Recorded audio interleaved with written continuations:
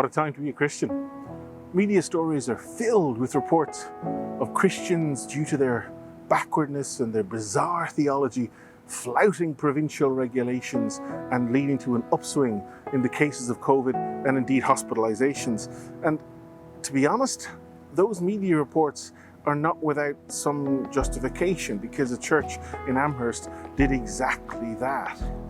But one of the things which interests me is that it's really taken the veil of a group of Christians who are indeed slow to be vaccinated, who do see provincial directives to become vaccinated as somehow challenging their freedom as Christians. That's one more example of the world assailing them. So in this video, I want to speak about it, and I want to try and somehow maybe start a conversation which can help me to understand them better. Because in this video, I want to argue two things.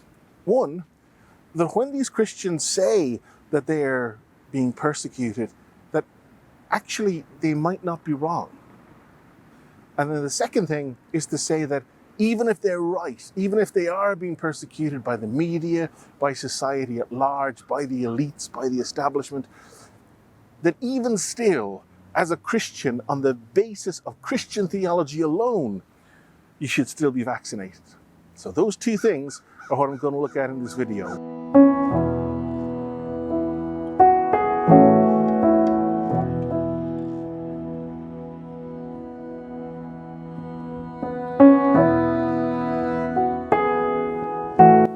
I know that this section, which is going to try and help us see that maybe we need to think in a more nuanced way about the unvaccinated and about those who are reluctant to become vaccinated. I'm aware that this is extremely controversial. I'm aware that 99% of the people who are watching this are going to think that these people deserve all the demonization they get. They deserve all the ridicule they get. They deserve all the abuse they get. And I hear that. But a report from the United States last month gave me pause for thought. This was a report which looked at who and who isn't vaccinated in the United States. And it was the biggest study we have. It looked at demographics, it looked at race, it looked at economics. And the story that was coming from this report was really interesting. Why? Because it showed that, on the whole, whites are much more likely to be vaccinated, double vaccinated than Hispanics, and Hispanics are more likely to be double vaccinated than African Americans. It showed that, on the whole, those with a college degree are far more likely to be vaccinated than those without. It showed that those who are rich are more likely to be vaccinated than those who are poor. And within Christianity, mainstream bourgeois Christians like me and most of you, we're likely to be vaccinated, but the Christians from the lower social echelons and more diverse racial backgrounds are less likely to be vaccinated. What does this tell us? What this tells us is that vaccination is largely determined by how close you feel to the center of society. If you're a racial minority, if you're an economic minority, if you're undereducated relative to those who have the power within our society, then you are much less likely to be vaccinated.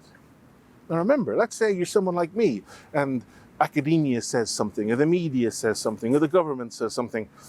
I'm going to trust them on the whole. Of course, why not? I'm part of this establishment. But let's say you're a racial minority. Let's say you're a working class person struggling with poverty.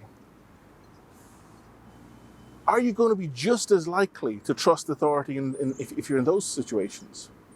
Because that's the story we're hearing. Why is it that this church is less likely to be vaccinated than my church or your church? Is it the theology?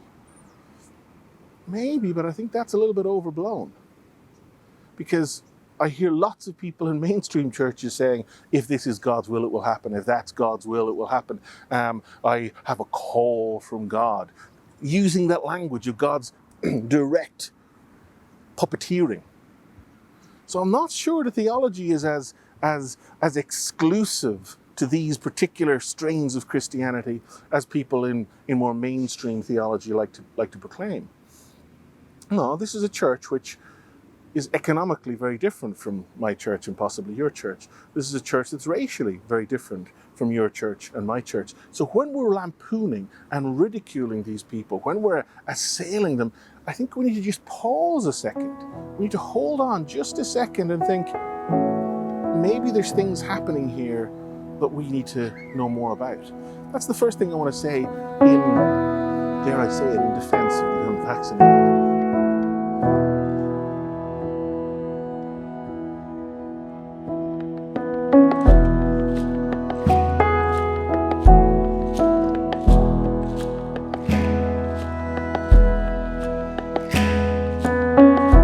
The second thing I want to say is that if you look at that story, look at the story about this pastor, this Baptist pastor, who said that it is unfortunate that we have a massive uptick in infections and hospitalizations, but that's God's plan. I took the time to listen to the guy's sermon, and let me be clear, this is not my kind of theology, he's not my kind of preacher, not my kind of guy, but he didn't say that.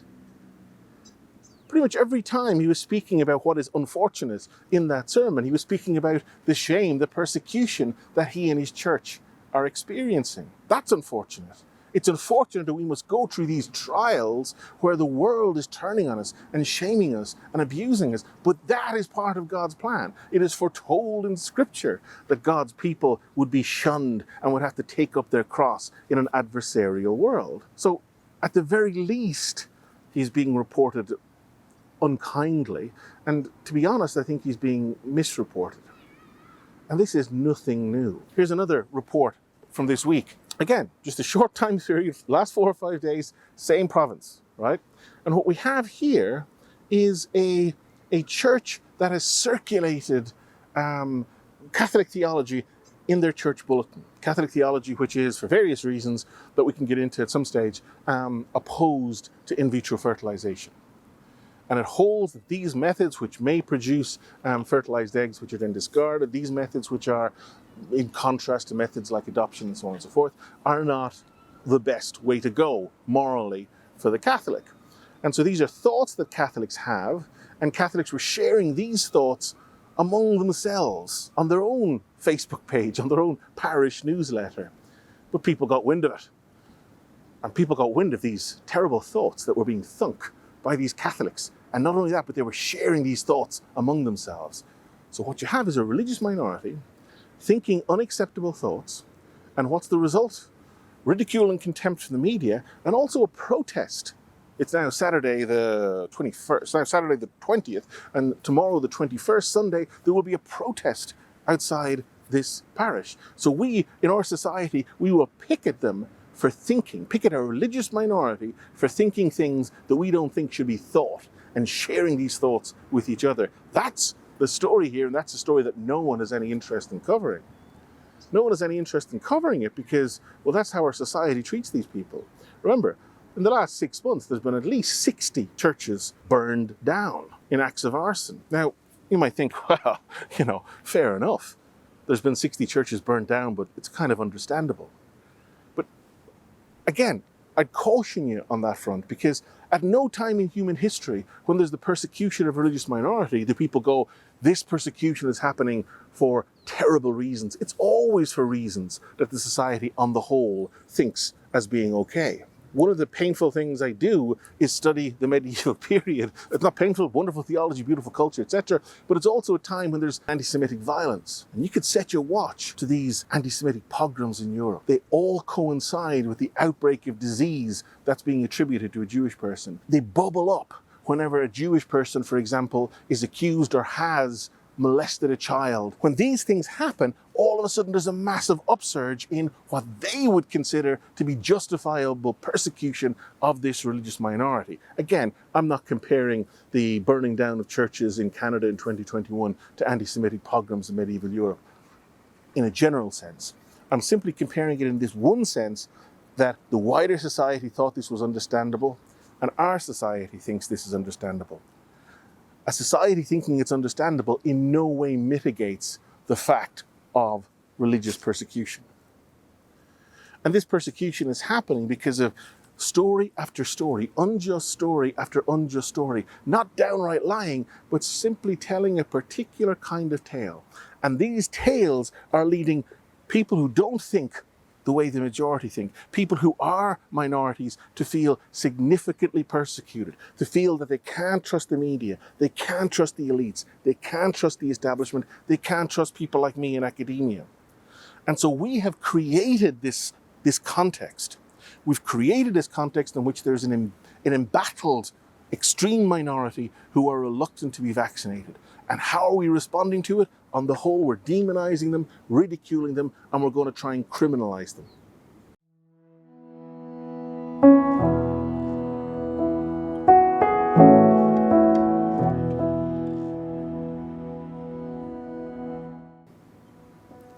I think Dr. Strang is doing a great job. I think he's a wonderful man. But he was poorly served at a press conference during the week when he said, "Shame on you," to that Baptist congregation in Amherst. Why was he poorly served? Because if one of these staffers had taken the time to listen to the sermon that the guy preached, he would have heard the guy saying, "It is proof that we're on the righteous path when we are shamed. Jesus has promised us that we will be shamed. This is evidence for the righteousness of our action." And inadvertently, or maybe vertently, Dr. Strang played right into that narrative.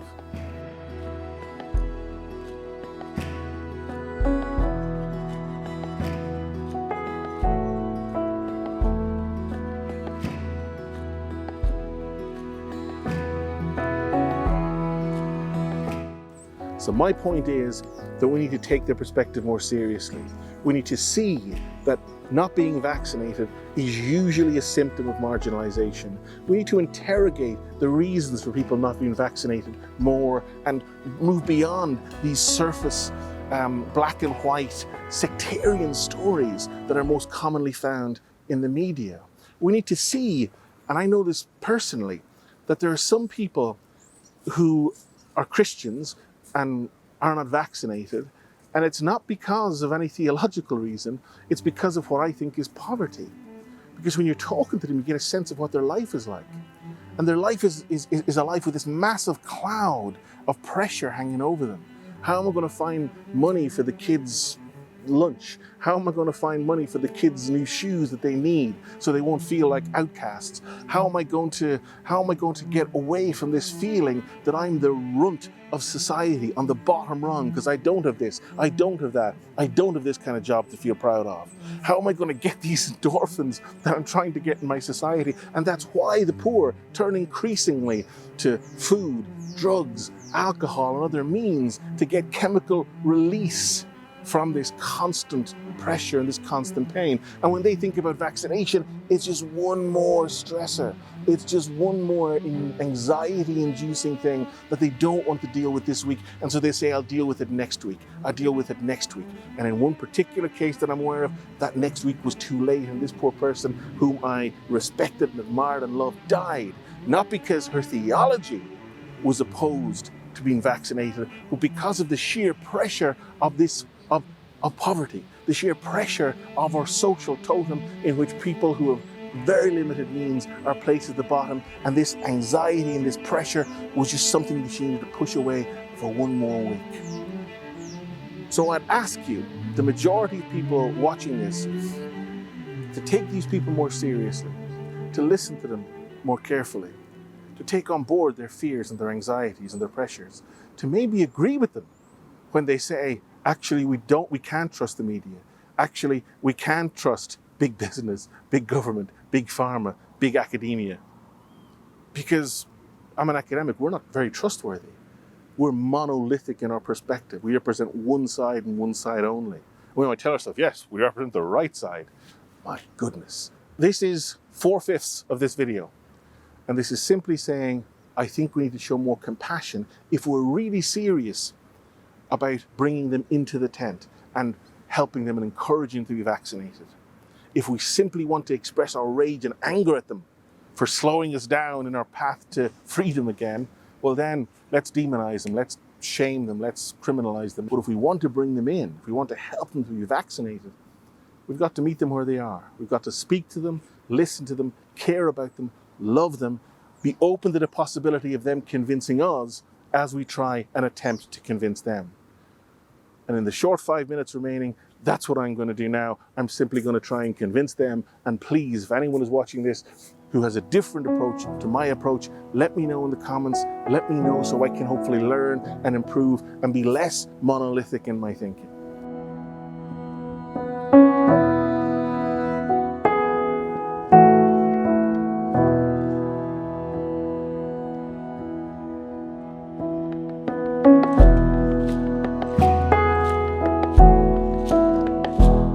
Last few minutes, thank you if you have stayed watching this to this point. I appreciate it. These last couple of minutes are just me making the argument why I think that if you're a Christian, you should be double vaccinated. And I'm making this argument not to the people who are double vaccinated, I'm making this argument to the people who aren't and the people who are suspicious of vaccinations. I accept entirely your position that we can't trust the media, the government. I accept all that. But even still, we would have to assume a mass scientific conspiracy in order to believe that vaccines don't reduce the likelihood of us going to hospital or dying. I personally think that if we honestly read as much of the studies as we can, we would have to conclude either A, a mass conspiracy that involves pretty much every scientist studying this on the planet, or that yes, vaccines do reduce the likelihood of us going to hospital and of us dying. Therefore, and I'll come to an objection to that in a few minutes, but just hold here for a second. We also know that Jesus Christ loves us, and that Jesus Christ loves in particular the marginalized, the vulnerable, the wounded, the broken, and we have a responsibility to them. The chances are that you've got people who are depending on you. The person who I mentioned in the last section, who died, she had children depending on her. Children whose life is not going to be the same without her. Her responsibility, I think, was to be vaccinated so as to try and not to expose those children to a life without her. And you might say, yeah, but what about the people who die because of vaccinations? There is no question that every single thing you put inside your body, from coffee to sugar to vaccinations to everything, carries risks. But when we weigh things up in terms of likelihood and probability, there is no way that we can rationally claim that the probability of being more at risk from taking vaccines than less at risk. We can't make that argument in good conscience. And without being certain of that, we have a Christian responsibility to care for ourselves and to care for others, and therefore that trumps it. In the absence of certainty, let's concede that we can't be certain. In the absence of certainty, we've got to go with probability and morality.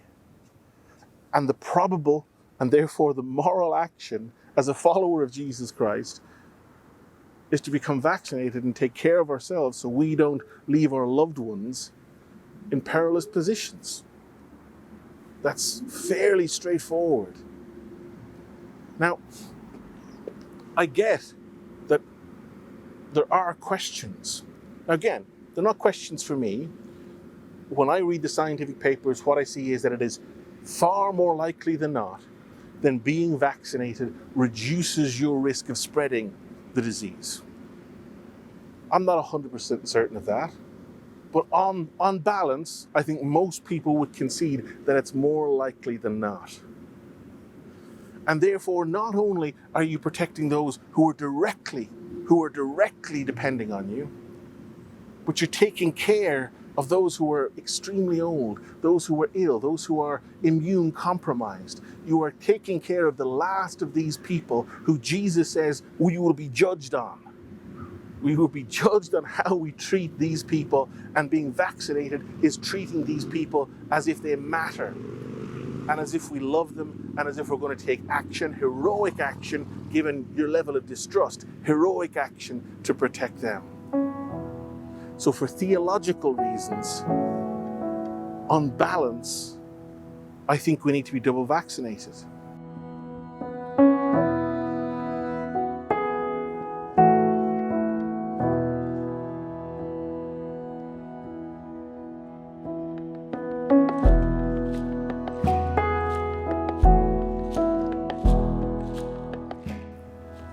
Now, there is a fear that people like me are simply too colonized by the world. We're simply too colonized by left-wing snowflake ideology, and that's why we think this way. We follow the vast swathe of scientific papers we've read because we fail to see that all these scientists are snowflake liberals and are under pressure. I accept they're under pressure. I accept the research is going to be slanted, but simply not to that degree. But the one thing that I would flip to you is that whenever I hear the opposition to being double vaccinated, what I hear are arguments that are not really Christian theological arguments. They're ideological, political arguments, albeit coming from the right rather than the left. The vast majority of people who are making arguments for not being vaccinated aren't doing so on the basis that Jesus Christ said, do not dare put anything into your body unless you're 100% sure it's X, Y, or Z. Because Christ never said that. If there was theological arguments, they'd be making them. But the arguments are right-wing talking points.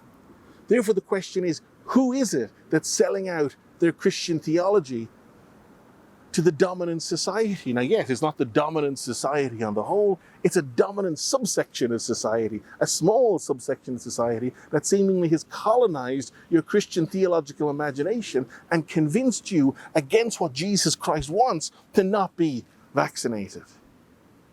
I could be wrong on that. If I am, let me know in the comments. Call me, talk to me, email me, let's meet, let's have coffee. I won't even wear a mask if I'm meeting at your house because I want to hear you. I want to listen to what you have to say. I'm open to being persuaded that I'm wrong. But all I have is all the evidence that we have, and I agree with you that it can be tainted, and then what Jesus Christ has commanded us to do, that on Judgment Day, we will be judged. If when you did this to the least of my people, you did this to me. How are you treating your children? How are you treating the hungry, the poor, the elderly, the immune compromised? I think we can agree that if the vaccine is anything like what almost all scientists say it is, then we have an absolute moral imperative, a Christian imperative to do it. And the pressure not to is coming from secular ideology, right-wing secular ideology, which can often co-opt Christian ideology. I don't know if this is helpful. I don't think it has been helpful. I'm sure the 99% of people who watch this will hate the first part where I agree that Christians can't trust the media, and I'm sure that the 1% who would agree with that is going to despise what I've been saying in the last few minutes when I'm trying to convince you to become vaccinated. But you don't have to agree, but out of Christian compassion, help me to understand where I'm going wrong. Make some comments below, contact me, help me to understand this issue better, because as a Christian who's part of the broad Christian church, I want to listen first to other Christians who might disagree with me and maybe learn from them. And second, I want to help them to follow Jesus Christ as best they can, as they will try and help me to follow Jesus Christ as best I can. And therefore, I need to hear from you, and you thank you have just heard from me.